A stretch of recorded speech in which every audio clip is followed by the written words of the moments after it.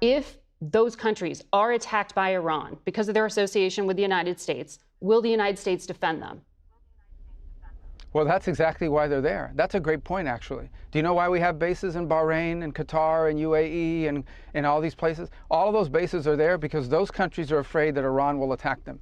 If Iran was not a threat to the region, if the Iranian regime, because I'm talking about the Iranian people, the regime was not a threat to the region, we wouldn't have to have any of these bases. Those bases are there because those countries are petrified that that the Iranian Shia clerics that run that country will attack their countries. Will the United States defend them if they are? As you know, they've got a very difficult history. Well, that's why we're there. That's why we're there. So but yes, we will defend them. Is what they're threatening to do. So we'll defend our people, obviously.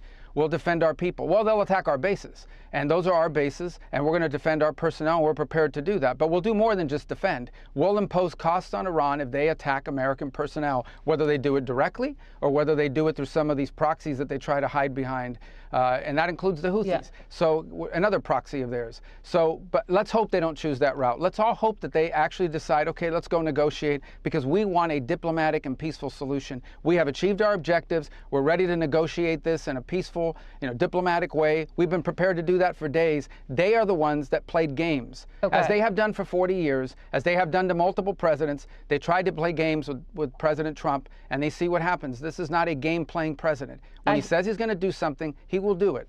I hear you saying here you want to de-escalate when you are talking about diplomacy. You are looking for Iran to pick up that offer that was put on the table you mentioned by Steve Witkoff. Can you just clarify, does that mean the U.S. would still allow for Iran to have a civilian nuclear program if it does not enrich on its own soil? But that's never been an issue. There's countries all over the world that have a civil nuclear program. No one here is saying that Iran can't. Sure, that's always been there. Any country in the world has a right to have a civil nuclear program. What they don't have a right to do is to enrich it at 60%, hide it under a mountain, and develop long-range and short-range and mid-range missiles and sponsor terrorist proxies all over the world. They don't have a right to do that.